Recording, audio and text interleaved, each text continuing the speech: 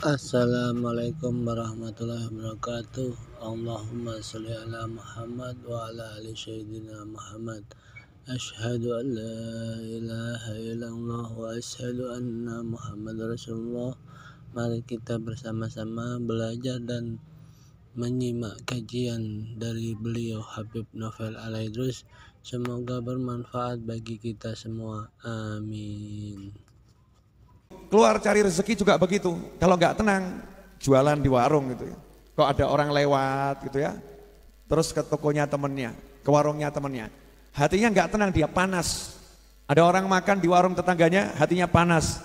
Ada orang beli dagangan temennya, hatinya panas. Temennya satu kantor naik gaji, dia nggak naik gaji, panas gitu ya. Kenapa? Karena kemerungsung.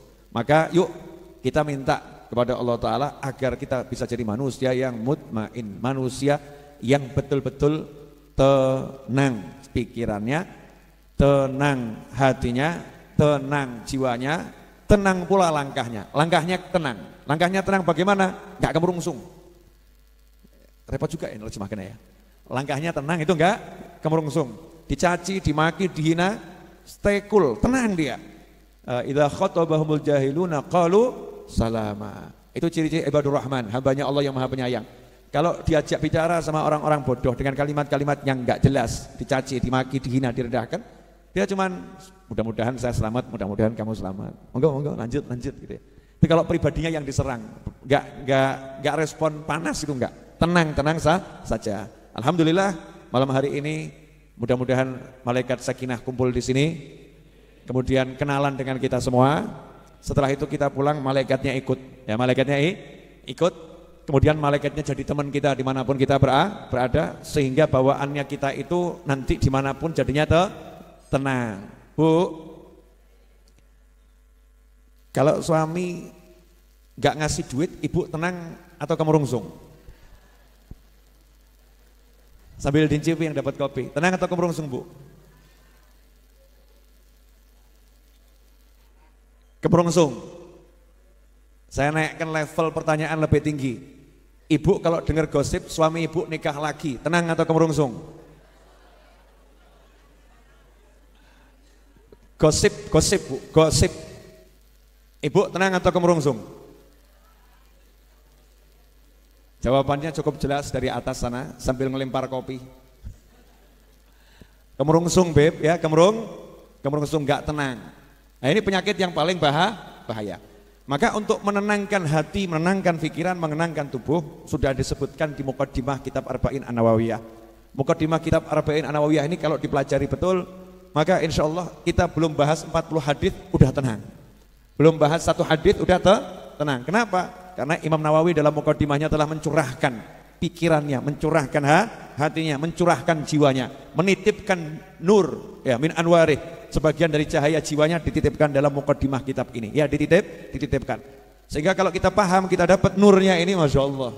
Hidup itu mudah dan hidup itu nikmat. Kalau hidup masih terasa sulit buat kita dan hidup terasa tidak mudah buat kita, berarti kita belum kenal Allah Subhanahu wa Ta'ala. Kalau kita udah kenal Allah Ta'ala, apapun kondisinya, bagaimanapun posisinya, serumit apapun masalahnya, maka hidup itu mudah dan ringan dan enak luar biasa. Insya Allah lewat lembaran-lembaran dari kitab ini tiap Jumat kita belajar, kita akan mendapatkan bukti dari apa yang barusan saya sampaikan. Mari kita lanjutkan. Jumat sebelumnya dan sebelumnya masih di masalah minta tambahan. Wa as'aluhul mazida min fadlihi wa karami. Minta tambahan karunia, tambahan nikmat tapi enggak mau repot. Minta tambahan nikmat, tambahan karunia tapi enggak mau repot, enggak mau susah-susah. Usaha iya, tapi enggak mau kemerungsung, enggak mau susah. Dari mana itu? Min fadlihi wa karomih. Dari kedermawanannya Allah dan kepemurahannya Allah Ta'ala. Mintanya dari situ. Ya Allah, udah jangan dihitung-hitung amal saya, jangan pakai nilai-nilai amal saya, pokoknya saya dikasih tambahan.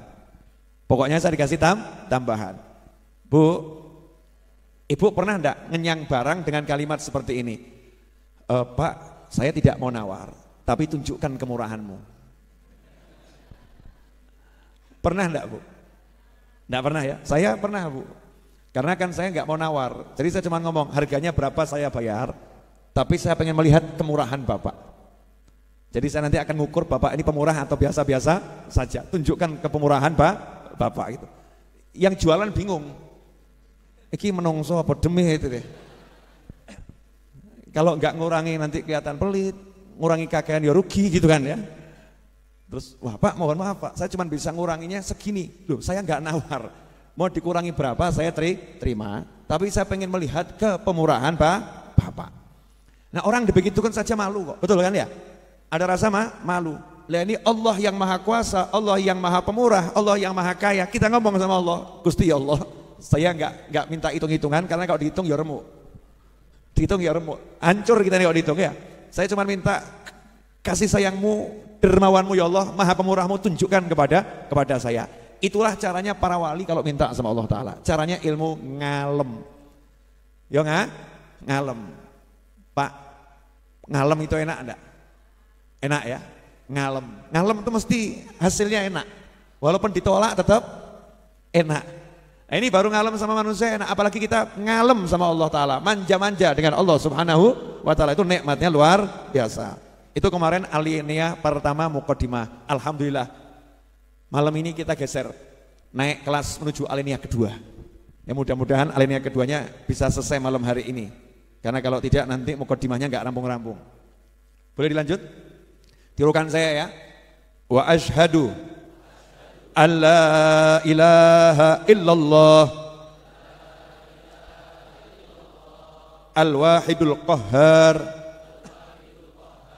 al-karimul ghaffar. Wa asyhadu anna Muhammadan abduhu wa rasuluh wa habibuhu wa khaliluh afdalul makhluqin al-mukarramu bil Qur'anil aziz al-mu'jizatil mustamirrah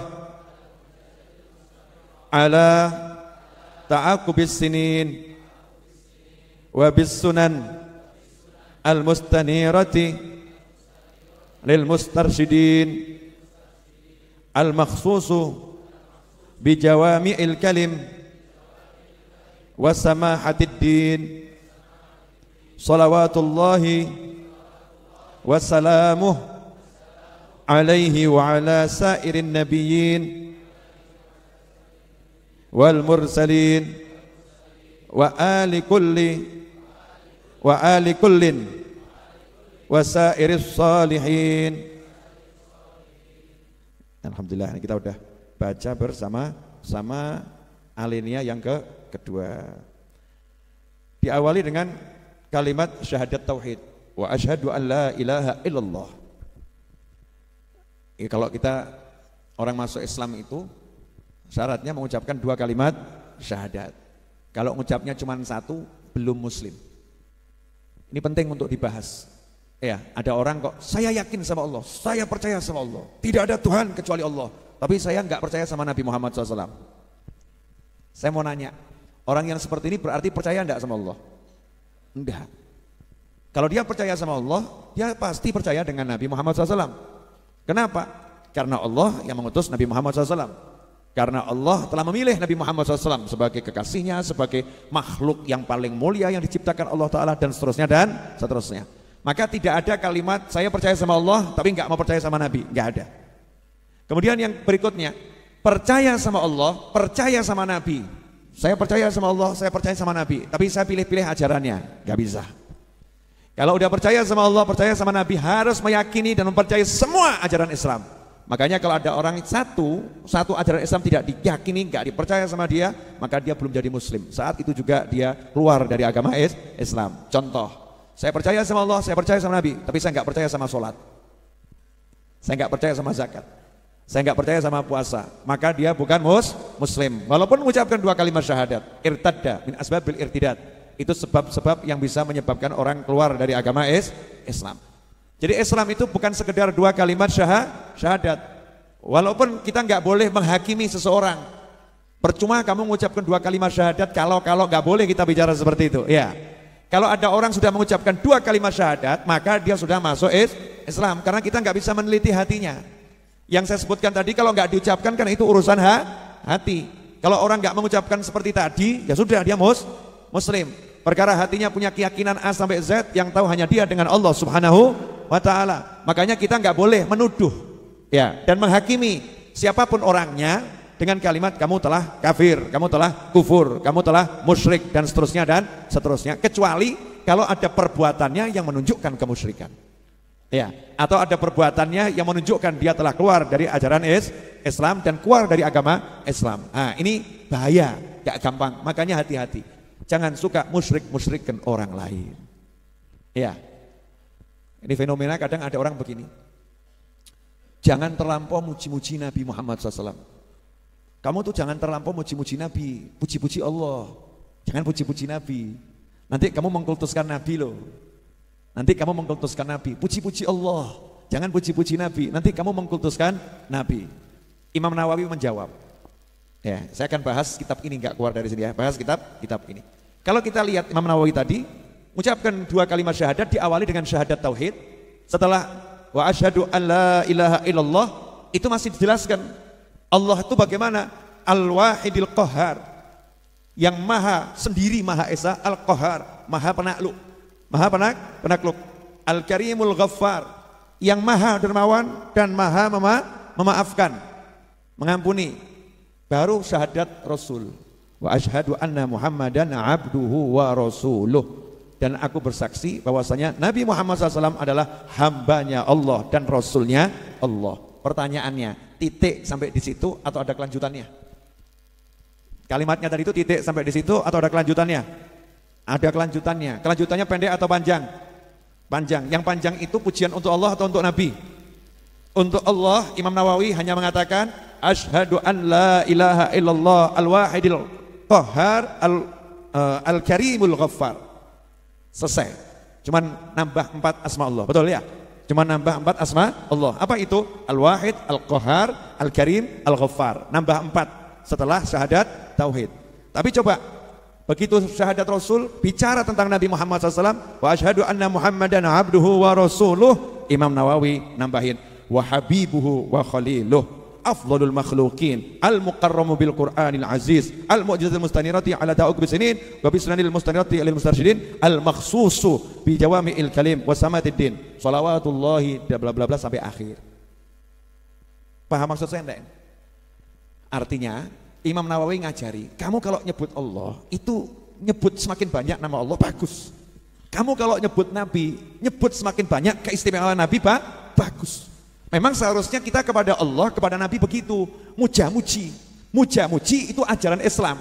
Ada ajaran namanya ajaran lambe. Sorry bro ya. Ibadah lambe. Nah, lambe itu apa? Pokoknya lambe ya. Mulut dengan perangkatnya, betul kan ya? Ibadahnya lidah, mulut, bibir, lidah ini punya ibadah. Lidah punya ibadah, mulut punya ibadah, tangan punya ibadah, wajah punya ibadah. Jadi ada namanya ibadah lidah. Lidah ini ibadahnya apa? Ya ibadah muja-muji. Ya, muja-muji. Apalagi ibadahnya lidah? Doa.